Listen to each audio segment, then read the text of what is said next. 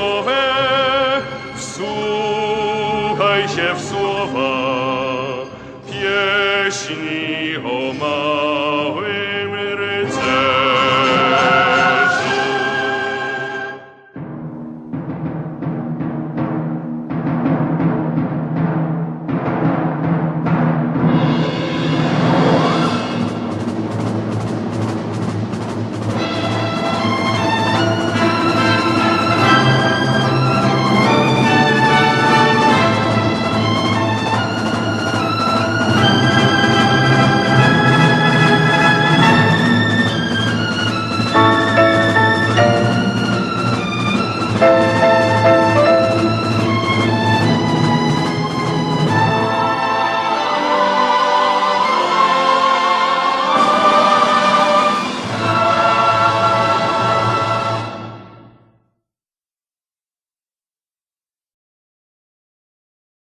Released in 1969, Pan Wolodyjowski stars Thaddeus Womanicki as Michael Wolodyjowski.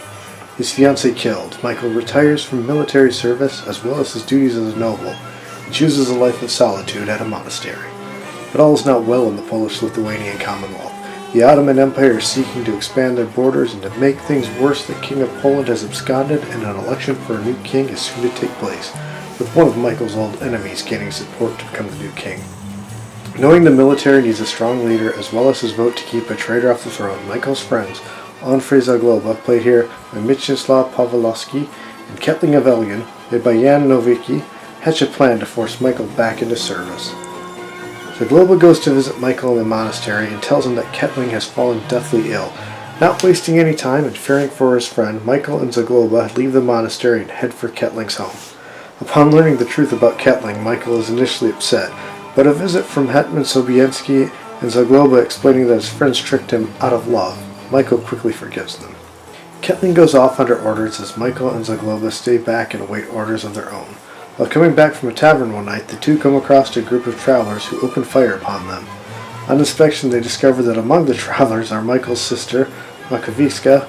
Accompanying her are two young women, Kristina, played by Barbara Braliska, and Basia, played by Magdalena Zawodowska. The two young women are complete opposites, with Kristina being a more typical noblewoman who pursues the arts, while Basia is something of a tomboy. She is fascinated by war and even brags about the time she killed an intruder. She becomes instantly infatuated with Michael and even has Zagloba convince Michael to teach her how to use a sword. It isn't long before Hetman Sobieski gives Michael orders to go east and help rebuild a fortified settlement that was burned by the Turks, and even offers the aid of a group of Polish Tartars led by a man named Melkaszowicz, played by Daniel Obolensky, who comes highly recommended by the Hetman. Before leaving, Michael talks with Kristina and the two agree to be married once Michael returns, but Kristina asks him to keep their engagement a secret, to which he agrees. On the Eastern Front, Michael's troops witness a group of Turks who have taken some villagers prisoner. Michael decides attacking the Turks outright is too risky, as they would likely kill the prisoners, so his men lead them into an ambush. Later on, while back at camp, one of Michael's men tells a story about how his home had been ransacked by the Turks, and his daughter sold to the warlord Tui Bey, and how he then kidnapped Bey's own son Asia to try and trade for his daughter. The plan initially works, but soon robbers attack and take Asia with them, leaving no trace. But he claims that to this day he would recognize the child, as all Tui Bey's kin have fish tattoos upon their breast. Ketling returns home and is immediately taken by Kristina, and it isn't long before he confesses his love to her. She admits to loving him too, but claims she can never be with him as she has promised herself to Michael. When Michael returns to Ketling's home, he finds Ketling gone and Kristina claiming she is going to become a nun. Upon speaking with Basia, Michael realizes what has happened in his absence, and in a rage goes after Ketling. Upon catching up with his friend, though, he sees the error of his thinking, and he takes Ketling back home and gives him to Kristina as well as his blessing. It is then that Basia confesses her feelings towards Michael. 2 years later, Michael, Basia, and Zagloba are taking a break from the fighting when Melkaszowicz arrives to inform them that a large detachment of enemy troops are nearby. Michael orders his men to move out, and Basia asks if she can go as well. Michael at first says no, but soon gives in to his wife's request. During the battle, a few of the enemy troops manage to break through the Polish line and approach Basia's position. She manages to escape them, but falls into a crater and is knocked out. Melkaszowicz finds her and alerts Michael to her whereabouts. It is then revealed that Melkaszowicz is not what he seems. He wants Basia for himself. His servants plead with him not to jeopardize their plans over a woman, but he insists that she is indeed worth it. At a party, it is then revealed that Malachowicz is in fact Azia, the son of Tui Bey. He grew up in the home of a Polish noble until he was beaten for courting the noble's daughter, Eva. After the beating, he then fled and made a new life for himself as Malachowicz. Eva confesses to Basha that she still has feelings for Azia, and Basha is determined to see the two together. She goes to speak to Azia about it, stating that she wishes to travel with them both to help their budding romance. Azia agrees, as this makes his plans to take Basha easier. It isn't long before Azia makes his plans known to Basha, who promptly incapacitates him and escapes. Azia then takes his revenge by burning down a village, burning Eva's father in front of her, and giving her to his men to do with as they please. Eva's brother vows revenge and takes his men to ambush Azia. Azia is quickly captured by Eva's brother and sentenced to death by impalement. The Turkish army moves in near Kamenets, and a war council is called to discuss defending the castle. The plan is made to try and hold the castle until the hetman can bring in enough troops to repel the Turkish army.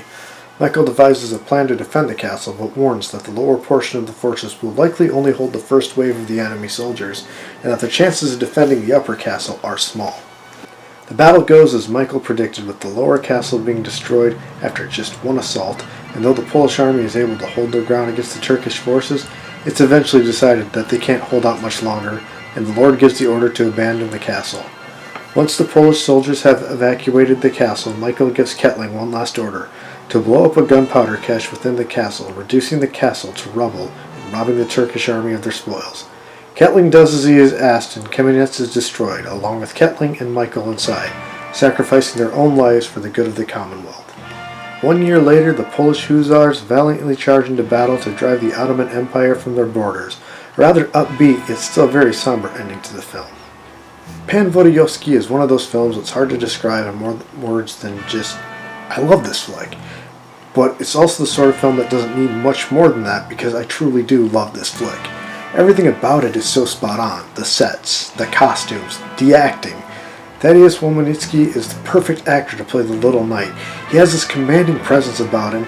Even when he has no dialogue, you're still drawn into his character. It's really hard to picture any other actor but him in that role, and that's not a bad thing. Barbara Braliska is the perfect Basha to Thaddeus's Michael. She almost steals the show from him, but instead she ends up complimenting him perfectly.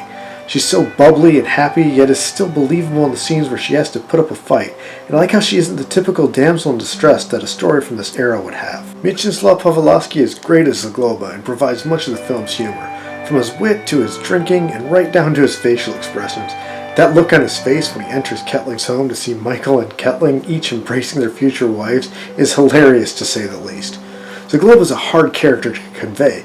He seems like a foolish drunk, but is in fact wise and can hold his own in a fight, and Pawlowski conveys all of the aspects of his character perfectly. Daniel Oberinsky is great as well as Azia. This wasn't his first film, but his big break wouldn't come till a few years later with The Deluge, and he's amazing here as well. He makes for a believable villain, and you even find yourself sympathizing with him at points.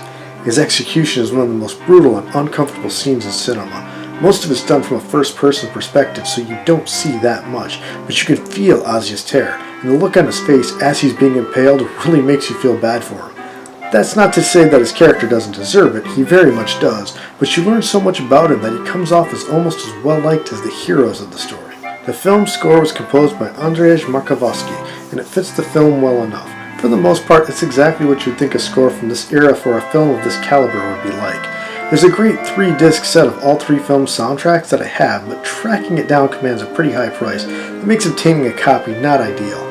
Fortunately, it has been uploaded to YouTube, so if you want to hear it, that's the best way to go about it. It isn't an album I listen to often, as I find that although the music works great in its setting, it just isn't something I would put on just because. But it should be noted that some of the folk songs used, like when Christina is singing, are great, and I do appreciate listening to those tracks on their own from time to time. If I had to describe Pan Wolodyjowski in one word, it would be epic.